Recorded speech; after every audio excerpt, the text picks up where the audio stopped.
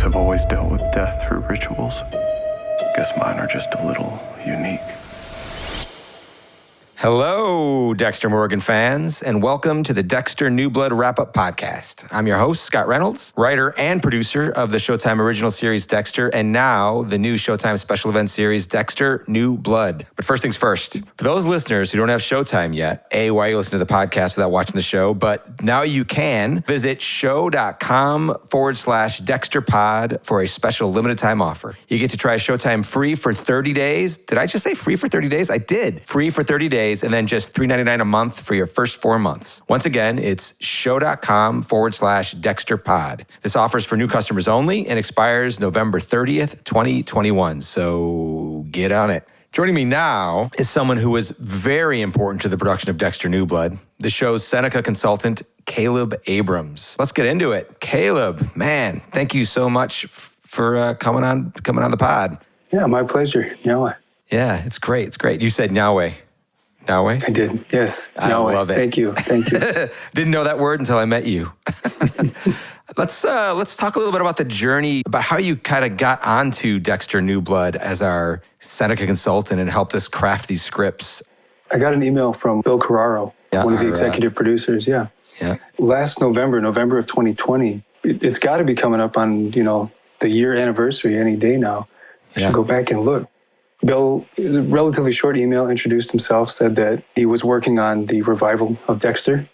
And did you like Dexter? I had seen maybe a dozen episodes, if I'm being honest. I had liked it. I actually have in my notes app a list of shows and movies that I've been meaning to get around to, and Dexter was coming up on there. Said that there was going to be Seneca characters in the story, and they were looking for a consultant. They came across my name through a Google search, and so how does that happen? How do you become like a consultant like this? It was totally surreal to me. I was in class at the time, and when we were done, I ran upstairs and I told my partner, Jody, I was like, oh my gosh, I just got an email from this guy who says he's producing on Dexter, and they're looking for a Seneca consultant on the show. And I was obviously very excited by the opportunity and the chance to work with so many, amazing industry professionals too, and represent the Seneca people on such an iconic show. But I was really kind of apprehensive for almost a month or so, just, recognizing the responsibility that would be on my shoulders to step into that role. And I took some time to settle on my decision, but I was excited from the beginning. You did.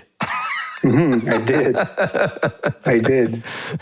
Have you been a consultant on other things before, or like you're involved in like movies and make your own documentaries and things like that? Yeah, I'm a filmmaker, independent filmmaker. I worked on a documentary several years ago called Lake of Betrayal that looked at the construction of the Kinzua Dam and its impact on the Seneca people. In the 1960s, this dam was constructed along the Allegheny River that inundated over 10,000 acres, 1/3 of our Allegheny territory, and forced the removal of hundreds of Seneca people, which included my dad, grandparents, uncles, a lot of my extended family. And I had produced a student film on that in 2010. And in 2013, I'd been contacted by some PBS producers, Paul Lamont and Scott Sackett, who were in the early stages of research and development for a documentary on that story. So I came on as a researcher and was promoted to associate producer over the course of that project. So it wasn't consulting exactly, but I was fulfilling a similar role, being a representative of the Seneca people, a kind of early guide to these non-native producers who were interested in getting the story right. Yeah, we were very, very interested in getting everything right. That's why we leaned so heavily upon you. So many calls and emails. There's the Seneca Reservation in this show, and there's Angela Bishop, who's an indigenous character that sort of straddles these two worlds. And it was important for us as storytellers that Angela is sort of like Dexter in a certain way, that she's not fully accepted in any of them, in any of the worlds, it sort of feels like, because of her job, because she's with the police. She's the first female sheriff in this town, and she's the first Seneca person that's been on the police force in this town. Let's talk about the tension in that and how you helped bring that to life so authentically. I think that the character of Angela is really compelling in that way because she is a great cop. She's very good at her job. And throughout the season, I think we get a better understanding of how she came to that work. So she's very passionate. But I think that her journey put her on that career path, kind of took her away from the Seneca community, going away to college and ending up coming back, but being of service to the non-native border town that borders the Seneca territory. And I think what makes her so compelling is because she's always bringing her best to every moment. Yeah. But she has so many eyes on her that she's pulled in a lot of directions. And I think Julia Jones, plays the character incredibly well. I've had the chance to see the first 3 episodes, and I've just been blown away by her and everyone. It's been fantastic. But I think that Julia brings a lot of nuance in her performance to the character too. Having an understanding of Native communities and the way that you can have responsibilities or duties to your community, but also trying to live her life with her own individual drives intact as well. Yeah. Yeah, I remember you were part of the casting process and everything also. You were when we were like, we're thinking we could maybe get Julia Jones. Yeah. You were like, yeah, great. Yeah, I was very excited. My sister was too, because she loves Twilight. So she was, yes. she was very excited about that. And then part of her drive that you're talking about, Angela's drive as police chief, is that there have been it comes from her childhood, basically, her teenage years, that one of her friends just flat out disappeared and nobody really cared. No, everyone just sort of goes, well, she ran away. That's it. And there's this feeling, her friend Iris, and there's this feeling in her that something terrible has happened and she's not able to prove it. And then there's other missing women in this area, missing girls, missing teenagers, whatever, both from the Seneca community and from other places that have, when they pass through this area, they just sort of like flat out, this is the last place they're ever seen. This was an important moment. When we were talking about this, you wanted to make sure that we had talked about like missing and murdered Indigenous women, the MMIW. Yeah. Mm-hmm. Yeah, it was. I remember when we were reviewing the scripts, we'd have our weekly meetings or bi-weekly meetings when I'd get back to you guys with my notes. And at the time, I didn't know if you guys were too familiar with the MMIW movement, or if you just kind of had stumbled in it through your storytelling. But when I noted what was being talked about here, I really was struck and excited by the opportunity to shine a light on that movement, this epidemic that's plaguing Indigenous communities across Turtle Island, across what's known as North America now, in the United States and Canada. I love Audrey's t-shirt in episode 2, or Abraham's line in episode 2 when he's talking to Julia, when he says, the whole town comes out to look for this Caldwell kid, but when one of our girls goes missing, they say runaways will always come back. And that line is really impactful, really important, because that's exactly right. That's exactly right. And I hope that the inclusion of this, however small, that it helps raise awareness of this in the mainstream culture, because this is something that's been going on for decades and decades across Indian country. So I'm really proud of that inclusion in the show. Let's talk about episode 3. Audrey is very moved by the senseless killing of this deer and the way it's just sort of like hanging up like trash, and then they're just going to dump it and all that. And so she brings it to a ceremony, and I just want to like talk about this ceremony a little bit if you can, and just make it very clear about what this is, that this isn't like a ceremony for a white deer or anything like that. It was a incredible night, by the way, out there in the rain. I don't even know if I'd call it a night, because it ended at like 6 in the morning. That's right. We got it done as the sun was rising. We're like, we gotta get to the end of this thing. We leaned heavily upon you to sort of like help us get this thing right. Well, I'll start just by saying that I was really pleased with how receptive you and the rest of the producers and the writers were to my notes. I really felt heard in those discussions. I felt like there were places where we could inject a bit of Seneca culture or language or change a word, relatively simple additions or subtractions. And so this scene in episode 3 with the return of the white deer's body was an example of something that, as it was originally written, I took a lot of issue with. Yeah. Broadly speaking, without getting into the details of it, it just felt a bit too sort of pan-Indian. It wasn't specific to any one Indigenous community, but certainly not Seneca. But a lot of what happens in this scene, like structurally, needed to be maintained. It informs what Dexter does with the Caldwell remains. It needed to be maintained, a lot of the drama there. So what we came up with, I was really pleased with after many conversations with family and elders, always with respect to the NDA that I signed. But I would sort of pick people's brains and say, hard, right? what teachings do we have about white animals, or specifically a white deer? And in Seneca culture, in Haudenosaunee culture, white animals are seen as messengers from the Creator. And what I mean by that is that when you see one, it was sent to cross paths with you by the Creator. It's a reminder to have respect for creation, the beauty of creation. You're not to really engage them, follow them, certainly not kill them. But we don't have any ceremony around the return of one, or even if you come across one, you might put tobacco down for it or something. So for this scene, we brought in a good friend of mine, teacher, uncle, brother, elder of mine, Steve Gordon. Amazing. To do, he's the gentleman we see at the bottom there speaking Anondawak Gaiwanyo, Seneca language. He's delivering the preamble to what we call the Ganonyok, or it's a kind of Thanksgiving address. It literally translates to the words that come before all else. So whenever we gather, an elder will, not an elder, a person will speak these words where we thank all of creation from the ground up. The grasses, the plants, the medicines, the animals, the birds up into the sky, the thunderers. And we end with the Creator himself. So after having some of those conversations, I thought, well, when the deer was returned, the first thing that we would do is deliver the Ganonyo, regardless of what happens next. Yeah. And so through careful editing, we were able to get some of Steve's preamble, but not the Ganonyo, because we didn't feel comfortable putting that on TV.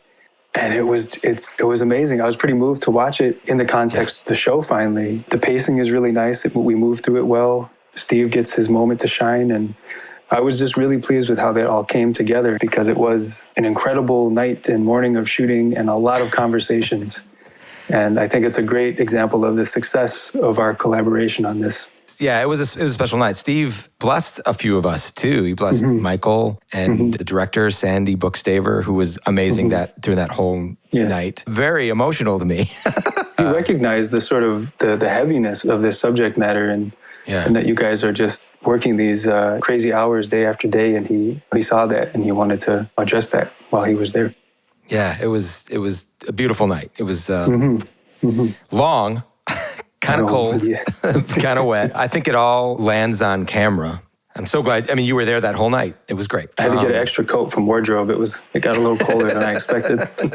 Thank God for wardrobe. Another thing that was important, I remember when we were talking with you often, was getting the Seneca language out there. And so there was a few, I mean, you even started the show with it, but there was a few words. I love you was one of the ones, and Yahweh, which is like hello, thank you. That makes a few appearances, Or Yahweh Scano means I'm thankful you're well, or the way I've heard it put to me that has really resonated with me was that I'm greeting the peace within you. Because to say I'm thankful you're well is a bit presumptuous. Just to look at someone and say, I'm good, you're well. So it's more about I'm greeting the goodness in you. I'm thankful to greet the goodness. We also had Gunumqua, is I love you. We were always very careful to be like Audrey might say it to Angela. She'll say Gunumqua, and then Angela would go, I love you too. So that you could sort of get it and follow it. Yeah, I was always impressed with that balance too. So we didn't need a moment of pure translation. It was just in conversation. I really appreciated that. And I want to give a shout out to John Oates Bowen, the Allegheny Language Department. She was my go-to person back home who would help me really refine my pronunciation or make sure that we had the exact right word or phrasing. There were many times when we think we'd have it right, and then you'd come back, you'd be like, hey, listen, I just talked to somebody else. Sometimes it was just like, hey, listen, when you're on set, can you just help us out? Like during the protest in episode 1, the different signs and things like that you were super helpful with. Were there some like favorite moments that you had? Up through 3, we don't want to give away anything too much. But people may not know, and now I'm going to tell everyone, in episode 2? Yeah, episode 2, you're on camera, right? Oh, yes. I make a little cameo, episode 2 with the deer. Yeah. You're kneeling down near the deer. Yes, my featured extra shot there. I get the half second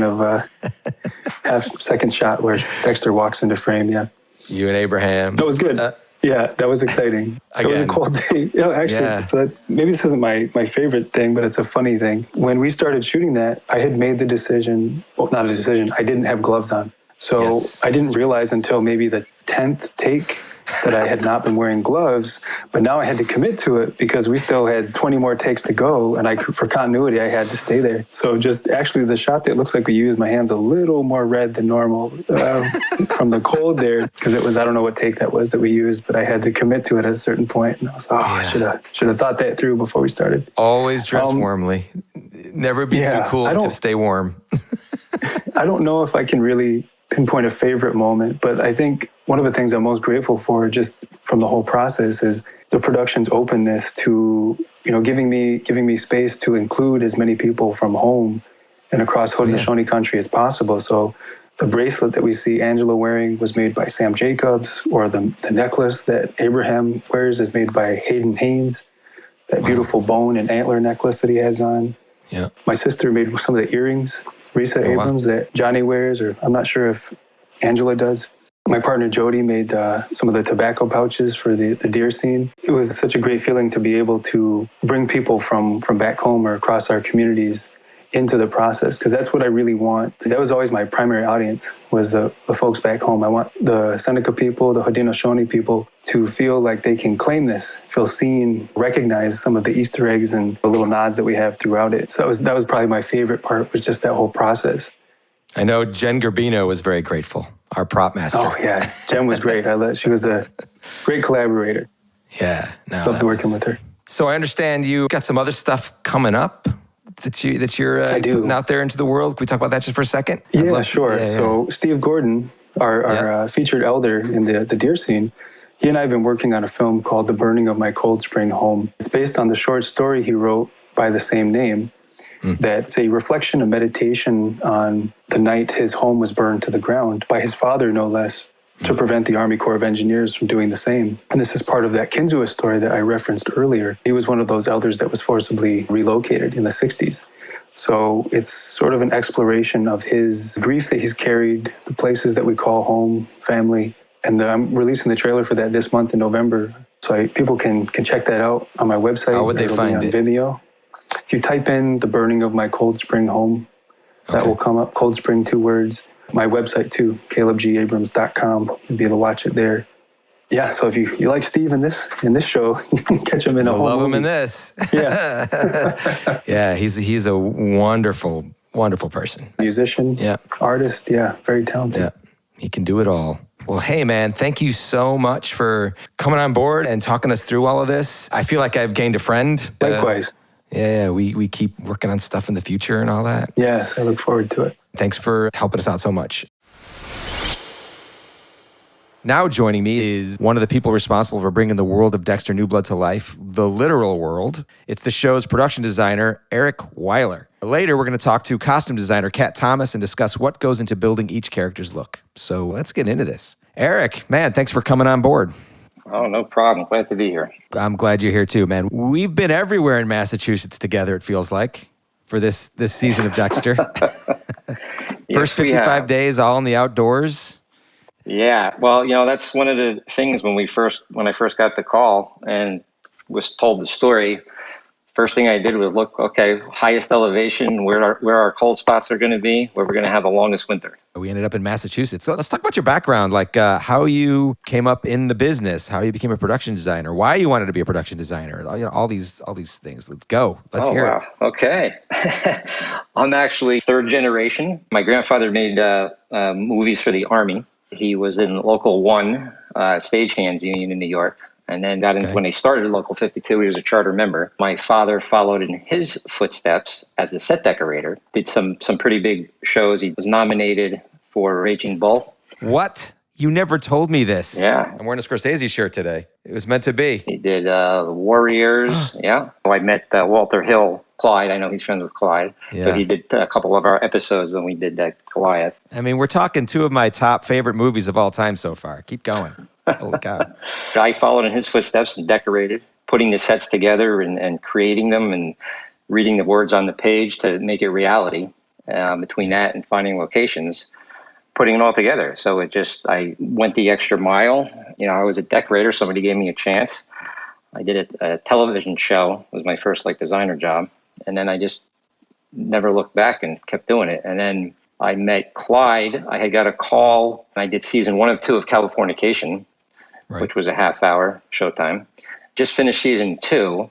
I got a call from Vince Porter, who was the vice president of Showtime at the time.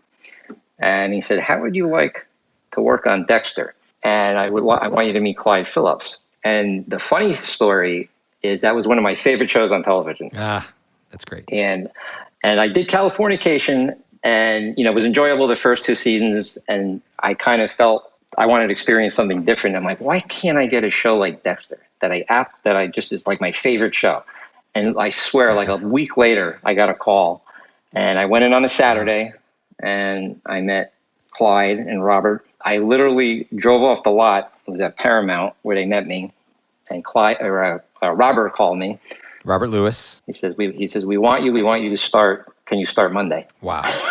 It's like, damn. So I did season 3 and 4. Yep. After Clyde left, I was doing a feature in Europe. I was there for a year. Clyde and I have remained close. He called me. I did Nurse Jackie, Feed the Beast, Goliath. And then I was finishing a show in Atlanta. Clyde and I are good friends, and he'd call me from time to time, and we'd check in with each other and just see how we're doing. And he asked how the family was and how everything was. And then he said, "What, are you available?" I said, "Well, I'm finishing in about a week. I'll be done." He goes, "Because I'm going to need you to start in 2 weeks if you're interested." He says, "Would you be interested if now it's very top secret what I'm going to tell you. Yeah. So you have to vow not to tell anybody." I said, "Sure." He said, "Dexter." And I was like speechless. One of my most favorite experiences of all time was working on Dexter. And I actually had thought about it over the years. Like, couldn't we do like a finale season or a feature like some of the series do? It was the most wonderful experience. And then when I found out, you were on board, I was like, oh, wow, this is fantastic. And then Marcos. And Michael, Mr. Hall himself. And Michael, and Jennifer. You helped put together the Miami sets. Let's talk about the Miami aesthetic for a second, and then we'll sort of transition into Iron Lake and that aesthetic. We shot that all in California, so being from Florida and working in Miami for many years obviously helped. But yeah, that our biggest thing was color, foliage, water, wherever we could get water into scenes or locations. That's what we did. Shot in Long Beach and San Pedro a lot. Yeah. Oh yeah, Marina Del Rey, wherever there was water, that's where we were to sell that. And the big contrast from that, Miami sunshine, Florida sunshine, warmth water to this cold, stark, mountainous town kind of intrigued me. It was like, wow, this is going to be really cool. Like Dexter in this different environment. I started from Florida. We had location people up there. I was Googling and looking because we had the COVID still. We couldn't travel. So the first probably 2.5, 3 weeks, I was chomping at the bit, and I was looking at photos every day from our location scouts and doing presentations and showing stuff. Thank heavens we got the go ahead that I could get up there. And, when you look at photographs on a computer or somebody goes out and shoots it a certain way, it's not what you expect. It's not what you think it is. You want to see, right? Yeah. Yes. Yeah. Like one town that looked great, I got up there and I turned around and there was this, modern day ugly gas station on the reverse. Like, what? No, that's not going to work. But it was actually fun. So we looked at, I would say probably 15, 16 towns, narrowed it down to about 5, which we really spent a time and looked in both in New York and Massachusetts. The minute I walked into Shelburne Falls, which was our Iron Lake, I knew immediately.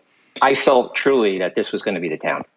Yeah. It just had such a picturesque look. And then I started even immediately mapping out what stores would be what would be Fred's, what would be Gigs, where the police station would be. And what was wonderful for me is having all the scripts ahead of time, knowing we were going to shoot this in one season in the winter months.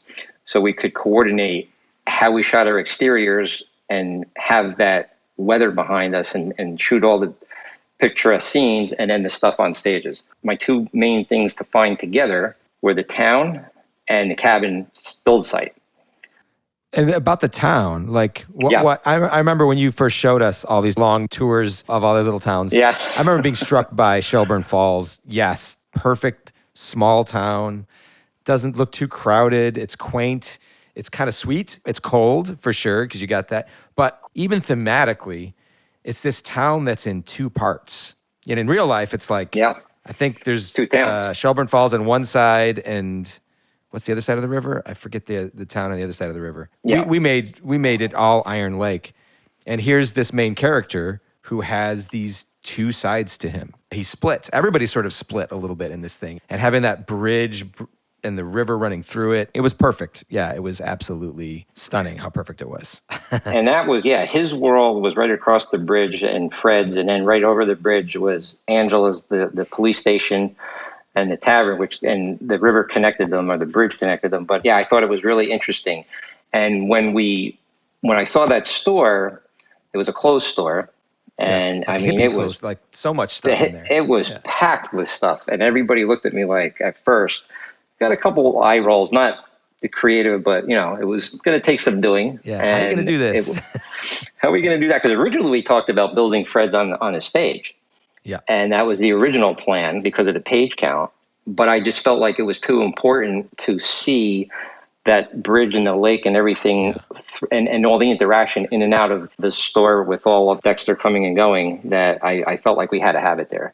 And so we completely emptied the whole place out, nothing left, painted everything. We put a mural on the wall. We changed all the light fixtures. We painted the metal ceiling. We added textured ceiling to make it look old fashioned. It came out really well. I mean, I was really, really proud of that. And it photographed really well. And it just felt like that was Dexter's place. Yeah, it was his domain. It was his spot where he could sit there. He had a window to look out at to see the town.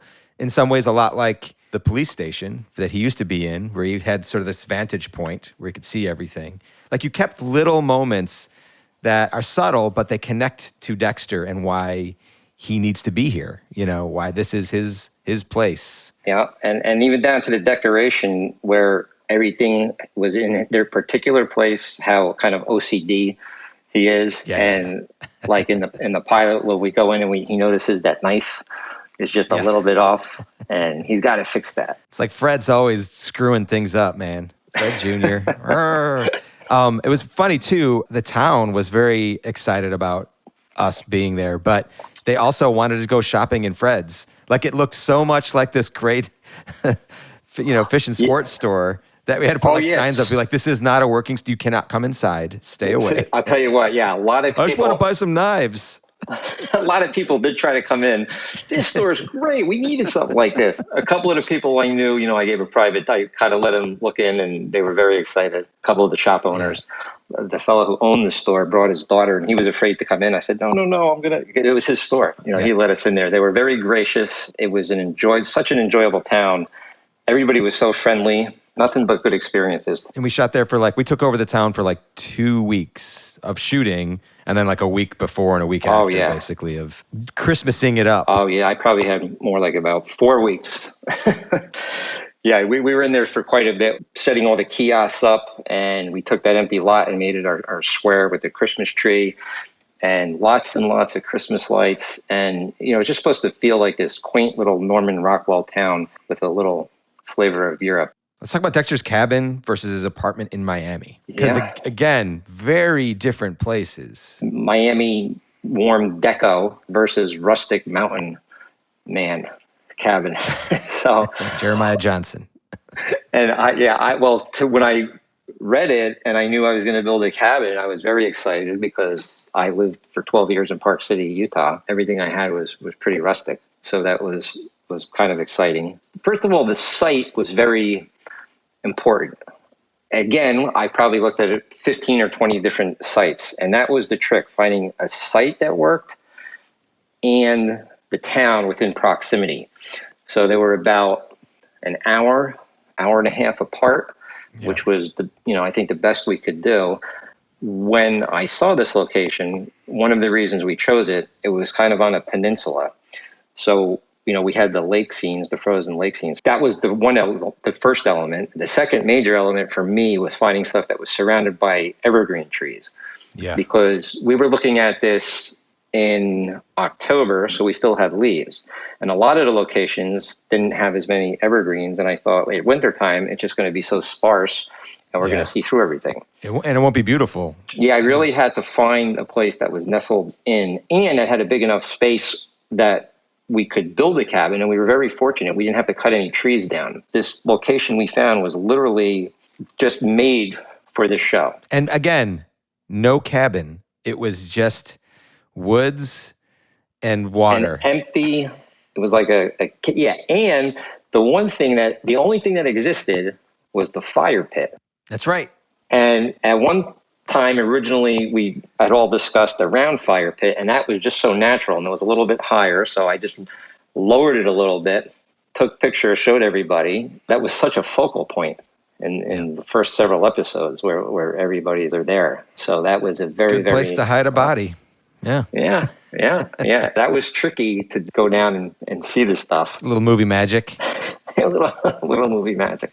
Let's talk about the interior of Dexter's space inside that cabin. That was a challenge to, where you're not having decorations and layers of stuff to make it look interesting. And Dexter is living with the necessities of what he needs and very functional and not a lot of throw pillows and photographs dishes on the wall and dishes. Just enough dishes for like 4 meals, I think. Yeah, like very minimalistic. So to make it more interesting, I had a lot of wood milled, rust-sawn lumber. I had the loft in there. We had all the glass and was the old antique glass that I had to get special ordered. We actually brought it in from Germany that had all the wavy and the bubbles to give it character. And that stained glass window. Yeah, that was a very important part of the structure. And we followed indigenous people. We had reference photos and we got it approved. So it felt like it was part of it. And that was kind of the sale of that. But we had like 5 of those manufactured. And we had them in all different textures to film it. And we tested them to see which looked best on camera for what scenes we used them for. Yeah. So that was pretty interesting. Again, the beautiful thing is we had all the scripts. So we knew, like, I needed a little room that was going to become Harrison's room. We knew we needed Dexter's bedroom. We knew what rooms we were going to shoot in. So what walls wild, what didn't. And the big thing is we also knew that we were going to have the same exact identical interior on stage. So you built 2 cabins. 2 cabins. One in the woods and one in Devon's. And I'll tell you what, the hardest thing of the whole cabin to match was the fireplace. Because the fireplace we did, it was real stone. And we had to match that exactly. So we had photographs and a schematic, and we had like hundreds and hundreds of stones all laid out, hand doing it to match them exactly. Yeah.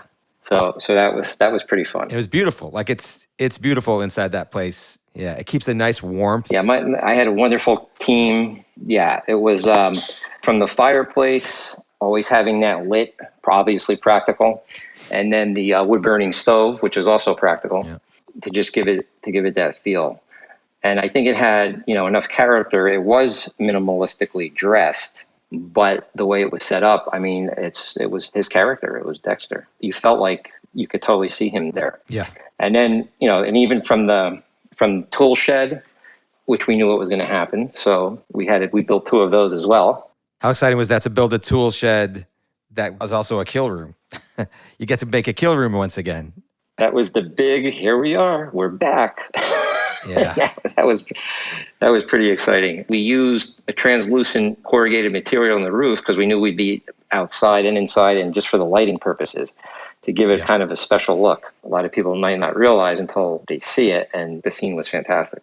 So, what was like sort of the biggest challenge to nail down up through episode 3 anyway? I started in September for about 3 weeks. Then I got up there, it was October. Yeah. We looked at a lot of locations, and I was nervous about the weather coming. Oh, yeah, it was so cold. Oh. And my concern was I was going to build this fireplace and chimney and reel because I knew we were going to have a big fire in it. Worrying about cement cure time, getting to access to where this location was a little bit difficult. I mean, we actually had to build a road to get in there. That's right. Ride gators, 15-minute rides. back and forth on gators. Yeah, we had to widen the road. We had to make sure that we put steel plates over a culvert we had to cross so we didn't damage anything. Took a lot of preparation. Could only get like a stake bed back there, so it wasn't like I could bring in a big lumber truck. So we had a base, and then we had quite the hike to get back in there. We had work lights, going down, and then of course, not only in wintertime is it cold, but we have short days. Yeah. So I'm trying to build this cabin out in the middle of the woods that's difficult to get to with short days. But you did it. We did it. I remember walking out there and we saw the process of it, thinking, oh man, is it going to happen? We're getting so close. We're going to be shooting out here.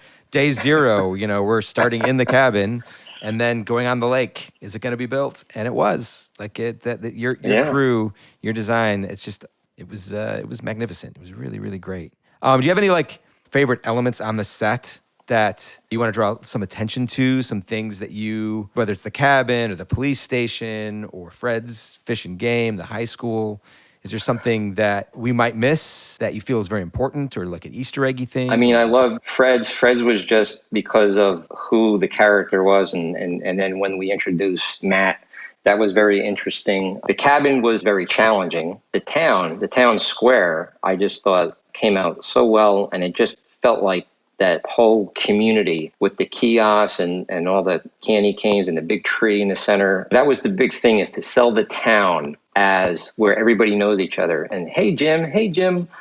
And that came together really well.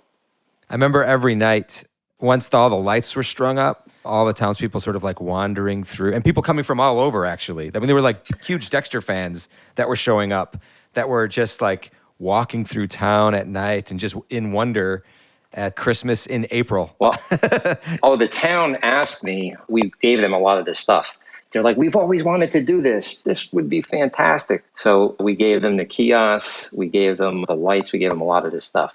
They should go to Shelburne Falls this Christmas Falls, if you're around there, and you can experience. Buckland's the other town. Yeah. Yeah, Buckland. No, it was great. Thing is, we found that tavern. I mean, everything just gelled perfectly. So we found the exterior of that tavern, and then we had the interior, and it worked so good. And the interior was in this tavern that's it's been there since the 1700s. Was it Bull Run? Was that what it was called? Bull Run. If people can catch the mural that's behind Matt when he's drinking in the first episode, it's a really fun mural. There's just so much age inside that place. Felt like Washington walked through there. There was another location that we were going to build. When I saw the exterior and then I saw the interior, I literally walked in the door and I thought I was in the same place. And it's oh my gosh. And it's just the character of everything in there, from the floor to the bars. We added minimal stuff. My one regret is that I heard they had a really good spicy tuna sandwich and I never got to get one. You know what? I heard they had a lot of wonderful things, steaks, and I never got to go there. We were just so busy. I had it on the list. That was one of my top things I wanted to do. We were pretty busy. Well, to Bull Run I never went to, but to the actual Iron Lake Art Tavern I went to. Well, hey man, thank you so much for coming on this and sort of illuminating Dexter's new world to us. It was a blast. It was amazing. I so much enjoyed being part of it, and it was a pleasure working with you. And everybody, Clyde and Bill, and it was just a wonderful team. This has got to go down in the list of one of the best shows I've ever done. Same. I mean, it was fantastic. Hi, Kat. Kat Thomas. Scott. It's good to see your face. It's been a while. Scott Reynolds. Yeah. I know. And here we are. It's practically winter again. Not in LA, but fair enough. Costume designer Kat Thomas is with us here right now, responsible for the look of every single person you see on this show. Let's talk about your background a little bit, what's the journey like to become a costume designer nowadays? Yeah, I mean, I guess, when I started, it was probably a little different than it is now. But I went to Kansas City Art Institute and got my BFA in painting and printmaking. Whoa. And then I moved to New York because I loved New York, and I thought, where else would I go? So I moved here and I began working at Juilliard in their costume shop. And then I just sort of networked and met people and worked in off-Broadway in New York for a while and kicked around and met a great designer named Edie Giguère, who's no longer working in the business, but she sort of gave me my first film and television experience. And then it kind of went from there. I did a few low budget jobs and not a few, quite a few in the 90s. Yeah, exactly. And met Ethan Hawke and Uma Thurman and eventually sort of made my way to Quentin Tarantino and ended up working with Uma on the Kill Bills. On Kill Bills. Yeah. I remember when we were looking for a costume designer for the show, I was like, yeah, cool, whatever. Look at all that. What? Kill Bill? Like, there's so many iconic looks. We'll talk real quick about Kill Bill because I freaking love that. I love those movies. And Tarantino's a big reason why I decided to become a writer. I felt the pull. Yeah. The yellow outfit that she wears. Yeah. How did that come about? Yeah, I mean, it was based on the Game of Death tracksuit that Bruce Lee wore. And Quentin, you know, when we were talking really early on, there was this sense about Uma being this sort of very dangerous kind of entity, right? And that yellow tracksuit was just so specific, and you just never would ever lose her in a crowd. And it was just this sort of sense of danger and frenetic energy, and it just fit. And we just thought, my God, this is like the perfect vehicle for her trajectory. Were you freaked out when they suddenly went to black and white? You're like, put all that color. No, that was cool. It's cool that actually that you say that, because it sort of reminds me a little bit of Dexter and that sort of juxtaposition of that blood and the snow and like the House of Blue Leaves and that Orenishi and the very white kimono and then that very stark blood when she dies. So it is sort of parallel to Dexter in that sense that place was this very stark, snowy, cold, white, gray, dark kind of high contrast, right? And then the blood. Did you know right away that it was going to be so different, or did you have like visions of Miami in your head? No, I knew that it was going to be different. How much say did Michael have with that? Like, did you sit down with him and run these things past him? I know you ran options past Clyde and I and Marcos and Sandy, but how about with Michael? What was that process like? Yeah, Michael was really accessible when we were in pre-production, and I sent him the sort of ideas that I was having and the sort of pieces that I was thinking about, and we had to do a lot of it remotely because of COVID. But when he came in for his first fitting, I don't think it was a surprise to him necessarily what was waiting for him. But at the same time, he did make some really nice discoveries of things that he was like, oh, I maybe wouldn't have thought of that. Like the overalls that he wears when he goes out. They're so good. You know, hunting. Immediately he gravitated to them. And I was so happy. And that amazing sweater that he wears with it. That's this very interesting sort of roll neck. It's not really a turtleneck. It's just kind of sort of became him. We all were trying to take it. Yeah. We all wanted that. It's such a great piece, and it just has so much texture for something that is seemingly dark. You look at it and you're like, oh, it's just such an interesting piece. And I really wanted to make sure that if he had this very limited closet, which Michael and I talked about in the fitting, like he's got this hunting outfit, he's got his winter coat. It was a very practical sort of thought process. And I think it was helpful to him because then he could just become Jim and not have to think about getting dressed every day, which I think is really helpful to actors when there aren't surprises when they walk into their trailer in the morning. Frees them to do other things, you know? Yeah. Just be the person. Yeah. The clothes were so different than Miami because I remember the closet in the old show, he had maybe 20 shirts, like the short sleeve shirts and a couple Galliveras and like all the pastel colors. And they were just all in a row and like, 15 pairs of pants. And it felt like on this show, he had 4 flannels. Like it was very limited, very pragmatic. And realistic, because I think that's how people that live there dress. Fred's Fish and Game. I remember how much joy I had when I saw the vest that you created. How was that?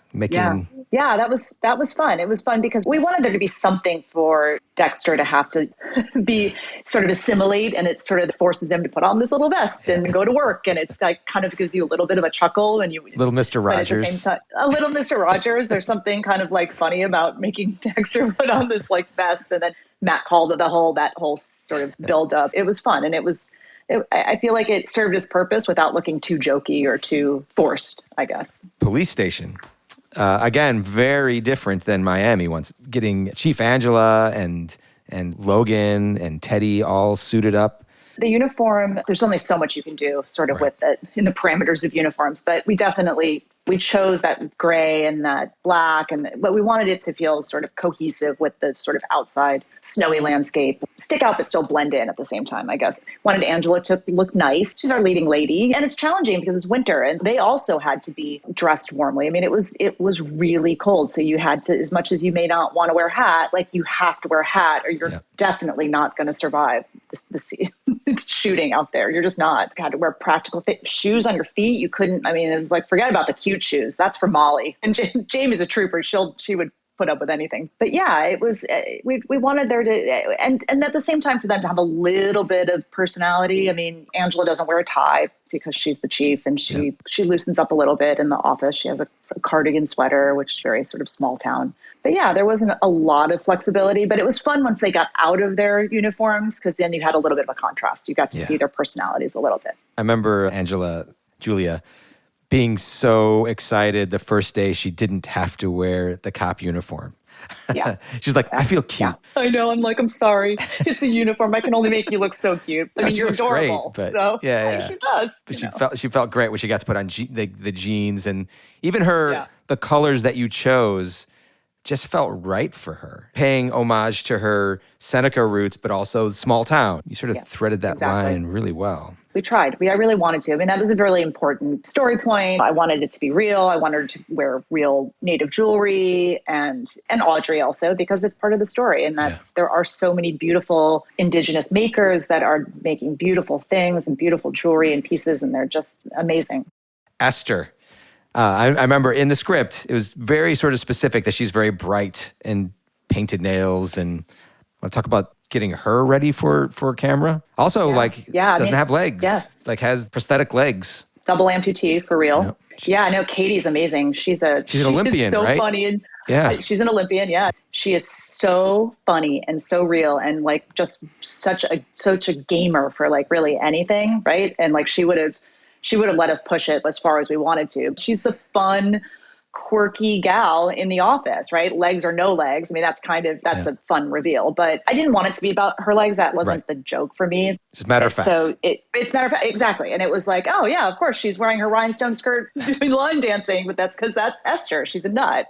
So yeah, she was fun. She was sort of the comic relief. You got to have a little bit of a visual interruption in the office, right? When you see her nails and her hair and her jewelry and that stuff. So yeah, but again, I didn't want it to feel like a joke, right? Yeah, well, because we all know that person who dresses like that in whatever small town you're in, big towns too, but especially small towns. I remember even there were Esther sweaters on the hangers behind. Did you do that also? Did you guys put those in, or was that props? I think we might have. We probably gave them to Eric. Yeah, I think so. Or set dressing. Yeah. Because it was like uniform, jacket, tiger print. It's like a leopard. Yeah. You also had, for the first time ever, on Dexter, we're telling stories about high schoolers. We rarely ever went with kids on the old series. Just here and there, but for the most part, not.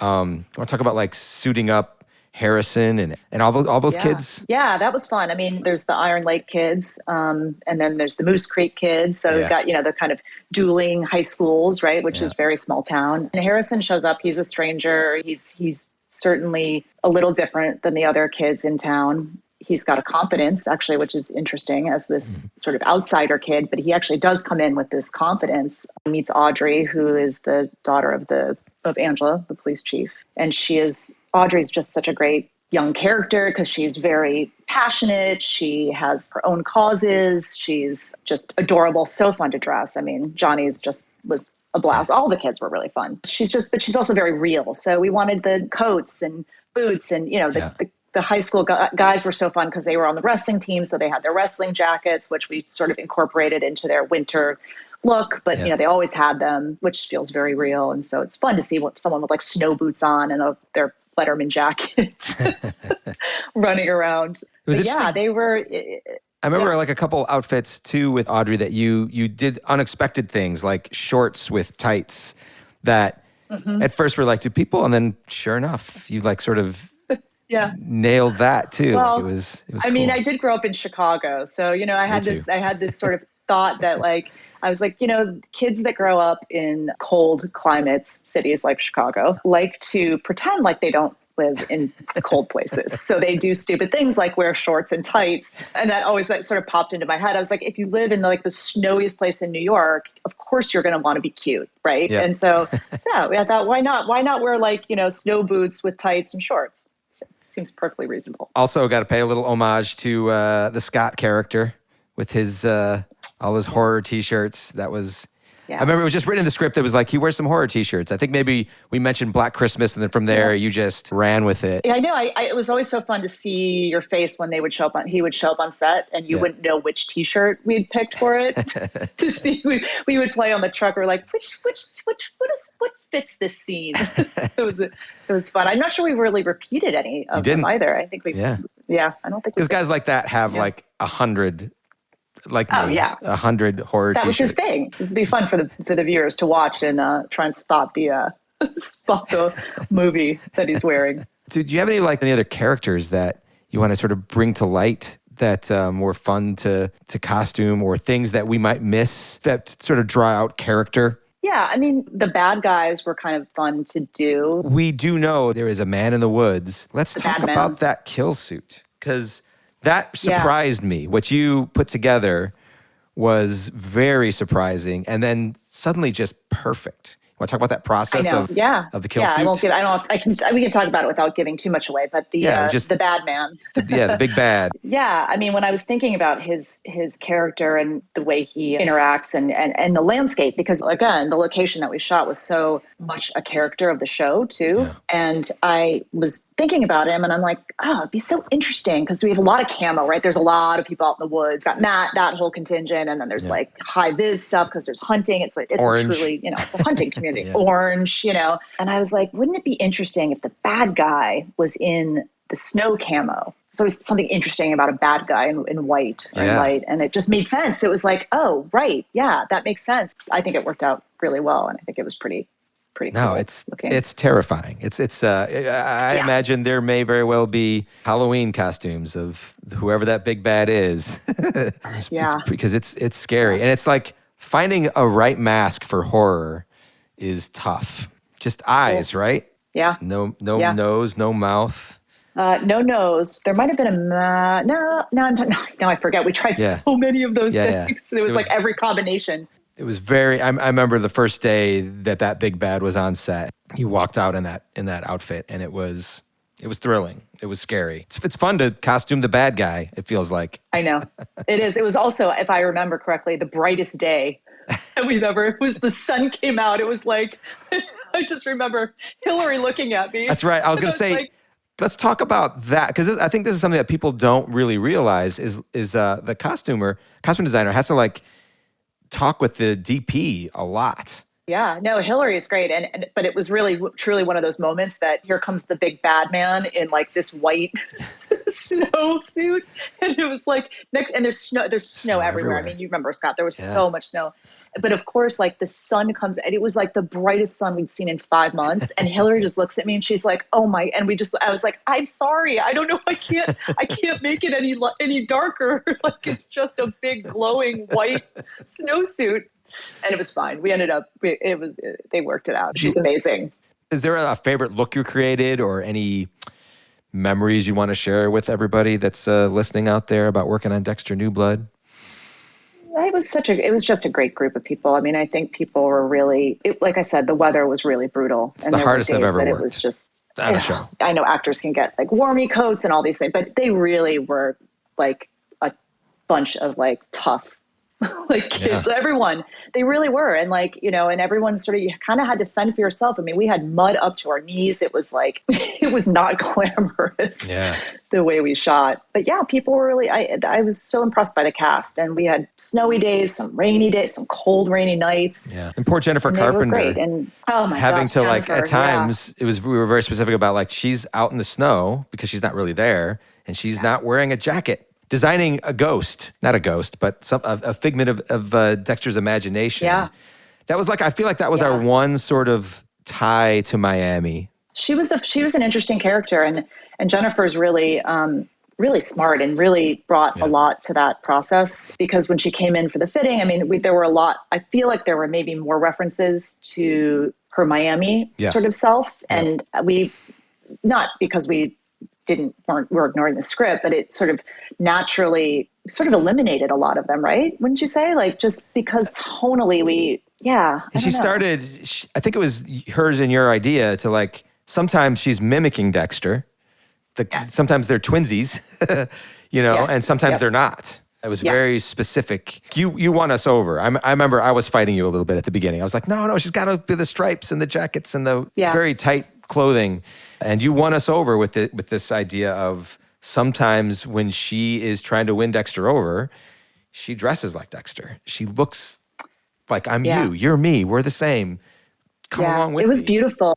I mean, I thought it was a really interesting, it sort of happened very organically in the fitting, and my sort of idea when Jennifer came in was like, let's make it feel like it's cohesive to the world of Iron Lake, because we didn't want it every time she showed up. I mean, it was jarring enough. I didn't want it to be like, oh my God, there she is in pastels, because it just felt, it was like, it was like not about that. Right. And she was like, no, that doesn't feel right. And I was like, we're going to find this place. And we loved the stripes. The stripes were sort of that through line tonally to Miami. And that stuck for sure. And Jennifer loved that. And that became that verbal language, right, to tie it. And then organically, she started putting on Dexter's coats and his sweaters, and like just felt like so interesting to have that when they're talking and having this and having them mirror each other, like you said, was just so, it was really haunting, actually. Yeah, it was in 3. She shows up as a cop in the bathroom. She goes from like